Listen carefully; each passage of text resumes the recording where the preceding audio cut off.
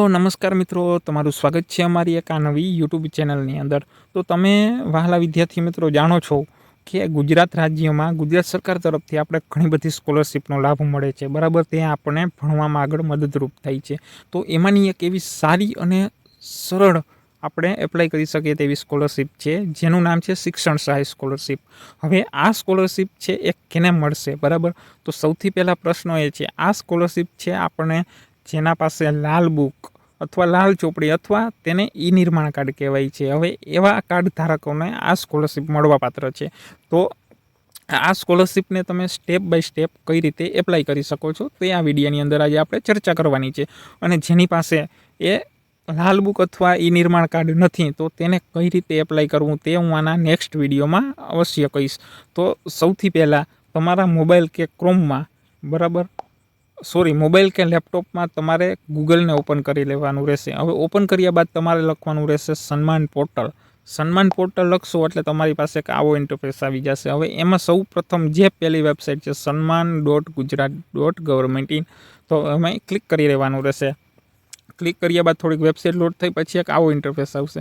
જો જેની પાસે તમે પહેલેથી રજિસ્ટ્રેશન કરેલું હોય એને લોગિન અને પાસવર્ડ નાખી ત્યારબાદ લોગિન કરી લેવાનું રહેશે। અને જેની પાસે લોગિન નથી કરેલું તે ખાસ મિત્રો આ વિડીયો જોજો। તો તેમાં તમારે અહીંયા નીચે લખેલ છે please register here, new user ઉપર ક્લિક કરવાનું રહેશે। ત્યારબાદ તેની સામે એક આવો ઇન્ટરફેસ આવી જશે। હવે આમાં આપણે યુઝરનો પ્રકાર સિલેક્ટ કરવાનો રહે। યુઝરમાં 3 પ્રકાર છે, બાંધકામ શ્રમિક, કારખાના અને બાંધકામ અકસ્માત મૃત્યુ સહાય। તો આપણે સૌ પ્રથમ જેને જે લાગુ પડતું હોય, કારખાનામાં કામ કરતા હોય તો તેને એ સિલેક્ટ કરવાનો છે, બરાબર। તો આપણે તો બાંધકામ શ્રમિકમાં સિલેક્ટ કરવાનું રહેશે। અને જો જેની પાસે આ કાર્ડ નથી, ઈ નિર્માણ કાર્ડ નથી, તો એ આગલા વિડીયોમાં હું તેને સ્ટેપ બાય સ્ટેપ સમજાવવાનો છું તમે કઈ રીતે એપ્લાય કરી શકો છો। તો આ સરળ પ્રોસેસ છે।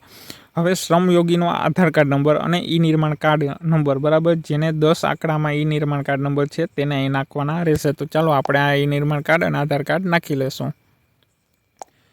ત્યારબાદ એટલું થઈ જાય ત્યારે અહીં આપણે ફેચ ઉપર ક્લિક કરવાનું રહેશે। અને ત્યારબાદ ફેચ ઉપર જેવું ક્લિક કરશો ને ત્યારે તમારી સામે એક આવી ડિટેલ્સ તમારી પૂરેપૂરી ખુલી જશે। તો તમારે અહીંયા પાસપોર્ટ નાખવાનો રહેશે અને ફરીથી પાસપોર્ટ નાખો એના ઉપર ક્લિક કરવાનું રહેશે।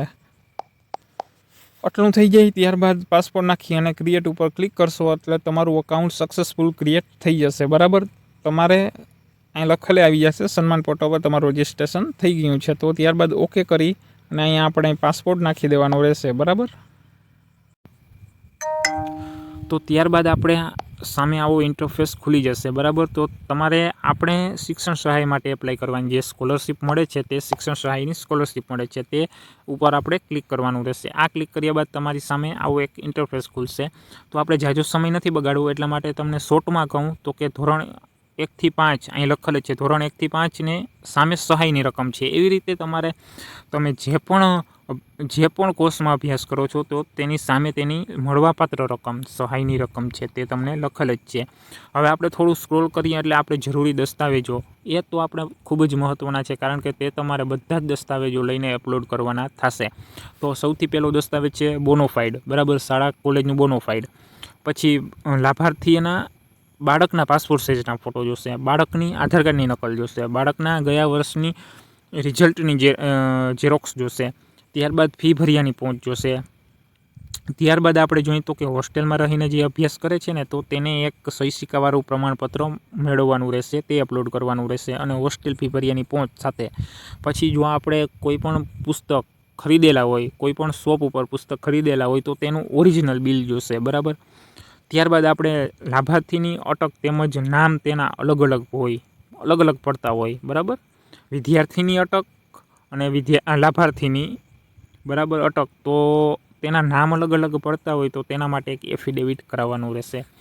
હવે ત્યારબાદ જોઈએ તો કે બેંક પાસબુક પહેલા પાનાની। હવે વિદ્યાર્થી મિત્રો આમાં ઘણા કન્ફ્યુઝ થાય છે કે બેંક પાસબુક છે એ માત્ર ને માત્ર તમારા જે પણ લાભાર્થીનું ઈ નિર્માણ કાર્ડ બનેલું હોય તેની જ માત્ર છે આ પાસબુક હાલવાની છે। વિદ્યાર્થીની કોઈ પણ પ્રકારની પાસબુક છે આમાં અપલોડ કરવી નહીં, તે તમારી માન્ય ગણાશે નહીં।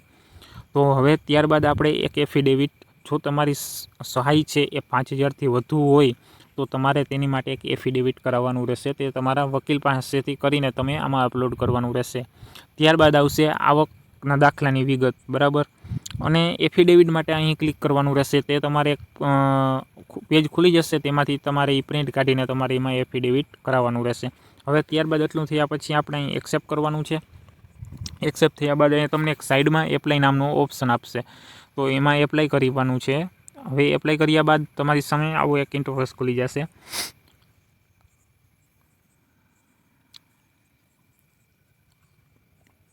હવે આ ખુલ્યા બાદ તમારી શ્રમિકની ઓળખની વિગત ઓટોમેટિક ફેચ થઈ જશે. ત્યારબાદ તમારે વિદ્યાર્થીની માહિતી અપલોડ કરવાની છે. હવે એમાં છે વિદ્યાર્થીનું પૂરું નામ, તે તમારે ઇંગ્લિશમાં ટાઈપ કરવાનું છે અને વિદ્યાર્થીનું પૂરું નામ તમારે સામેની બાજુ છે એ ગુજરાતીમાં સિલેક્ટ કરવાનું રહેશે. ત્યારબાદ તમારે વિદ્યાર્થીના પિતાનું નામ સિલેક્ટ કરવાનું છે, એ પણ ઇંગ્લિશમાં જ છે. અને વિદ્યાર્થીના પિતાનું નામ ગુજરાતીમાં, તો તમારે ગુજરાતીમાં એને લખવાનું રહેશે. હવે વિદ્યાર્થીની લિંગ પુરુષ છે, સ્ત્રી છે કે અન્ય છે, બરાબર, તે તમારી રીતે સિલેક્ટ કરવાનું રહે છે. હવે શારીરિક રીતે અક્ષમ છે તો કે મિત્રો તમારે તેમાં હા જ આવશે, બરાબર. અને તમારી સામે તમે જોઈ શકો વિદ્યાર્થીનો પાસપોર્ટ સાઇઝનો ફોટો ચોંટાડવાનો રહેશે, મીન્સ કે અપલોડ કરવાનો રહેશે. હવે અહીંયા વિદ્યાર્થીનું જન્મ તારીખ, હવે તમારે જે પણ આધાર કાર્ડમાં તમારી વિદ્યાર્થી મિત્રો તમારી જન્મ તારીખ હોય તે સેમ ટુ સેમ અહીંયા જ દર્શાવવાની રહેશે. વિદ્યાર્થીની ઉંમર ઓટોમેટિક ફેચ થઈ જશે. અને વિદ્યાર્થીની જાતિ, તે તમે કેમ આવો છો, એસસીમાંથી એસટી, એસસીબીસી જનરલના, બરાબર, તો આપણે જાતિ સિલેક્ટ કરવાની રહેશે. પછી વિદ્યાર્થીનો મોબાઈલ નંબર સિલેક્ટ કરવાનો રહેશે. અને વિદ્યાર્થીનો ફોન નંબર એ આવશ્યક નથી, તમારે હોય તો નાખી શકો છો, તો ચાલશે. પછી વિદ્યાર્થીનું ઈમેલ આઈડી એ પણ હોય તો નાખી શકો છો, નહીંતર ચાલશે. વિદ્યાર્થીનો આધાર કાર્ડ નંબર એ ફરજિયાત નાખવાનું રહેશે. હવે વિદ્યાર્થીનું હાલનું સરનામું, તો તમે તમારું રાજ્ય, પછી તમારા જિલ્લાનું નામ, પછી તમારા તાલુકાનું નામ અને તમારા ગામનું નામ એ સિલેક્ટ કરવાનું છે. અને પછી તમારે વિદ્યાર્થીનું સરનામું ઇંગ્લિશમાં અહીંયા ટાઈપ કરવાનું રહેશે.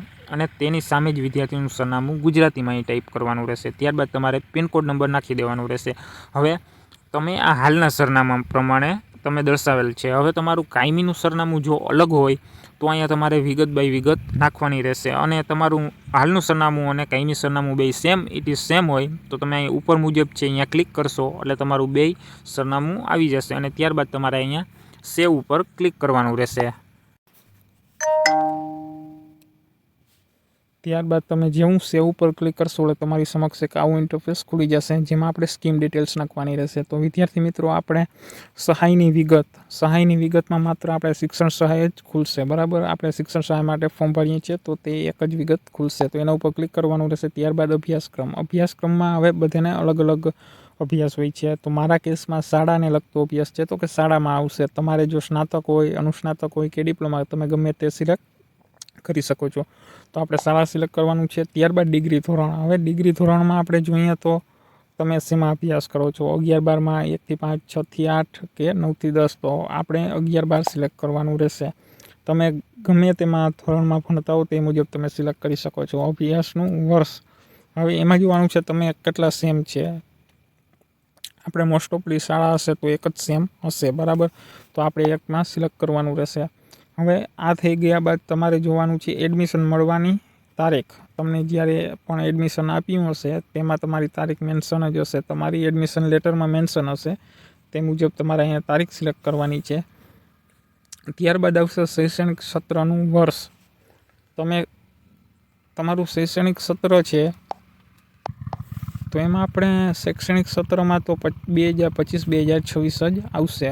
હવે આપણે ત્યારબાદ જોવા જઈએ તો કે રિઝલ્ટનું વર્ષ, બરાબર, તમે અગાઉના વર્ષ છે તે અહીંયા દાખલ કરવાનું રહેશે.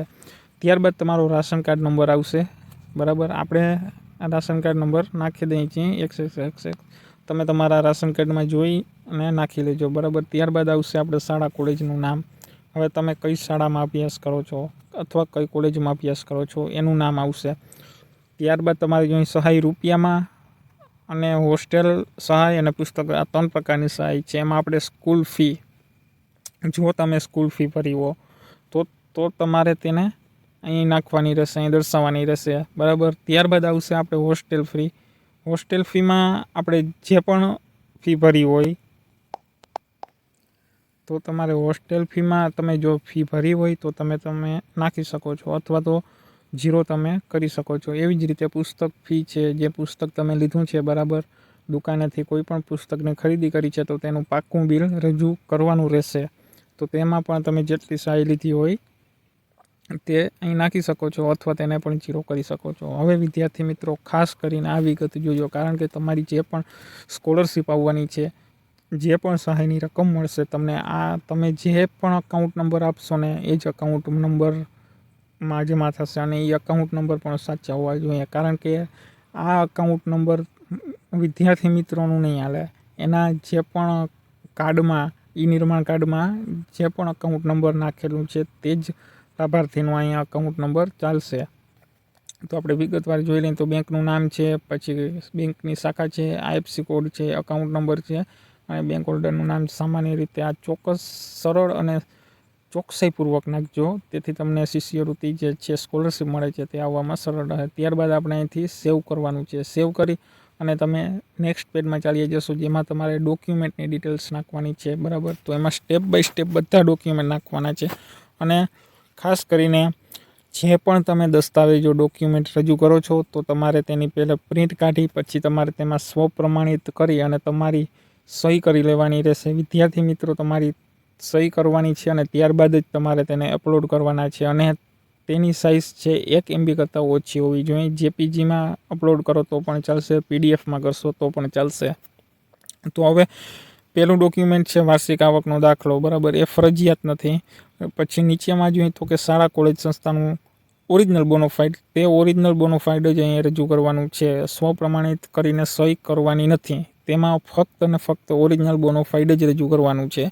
ત્યારબાદ આવશે બાળકના આધાર કાર્ડની નકલ, તેમાં સ્વપ્રમાણિત કરી અને સહી કરીને અપલોડ કરવાનું છે। પછી ફી ભર્યાની પહોંચ, જો તમે કોલેજ અથવા શાળામાં તમે કોઈ પણ પ્રકારની ફી ભરેલી હોય તો તેની ફીની પહોંચ અહીંયા અપલોડ કરી શકો છો।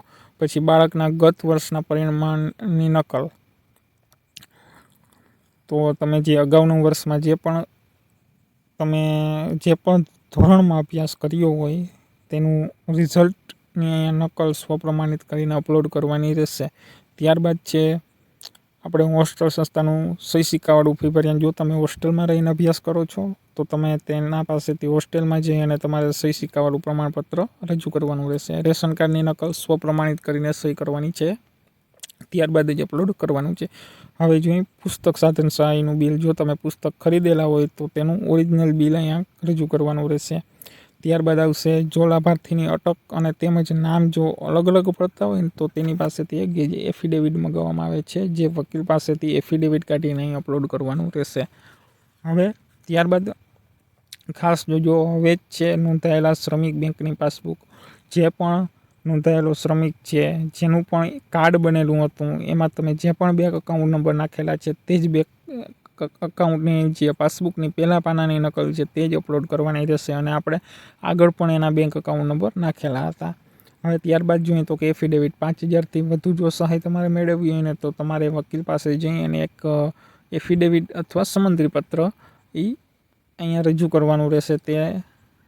ત્યારબાદ હવે તમારે આ બધા ડોક્યુમેન્ટ થઈ જાય ત્યારબાદ તમારે અહીં પાછું સેવ કરવાનું છે। સેવ કરશો એટલે રૂલ્સ એન્ડ રેગ્યુલેશન ઉપર વયા જશો, એમાં તમારે ખાલી ટીક માર્ક કરી અને ફાઇનલ સબમિટ આપવાનું છે। હવે એ ફાઇનલ સબમિટ અપાઈ જાય એટલે તમારી અરજી છે એ સ્વીકારી લેવામાં આવશે અને આ અરજીની એક પ્રિન્ટ કાઢી અને તમારી જે તે જિલ્લા કચેરી હોય ત્યાં તમારે આ અરજીને જઈને રૂબરૂ બધા ઓરિજિનલ ડોક્યુમેન્ટ સાથે તેને વેરીફાઈ કરાવવાની રહેશે અને ત્યારબાદ જ તમારી સ્કોલરશિપની જે સ્ટેટસ છે તે ઓકે બતાવશે અને ત્યારે જ પછી સ્કોલરશિપ આવશે।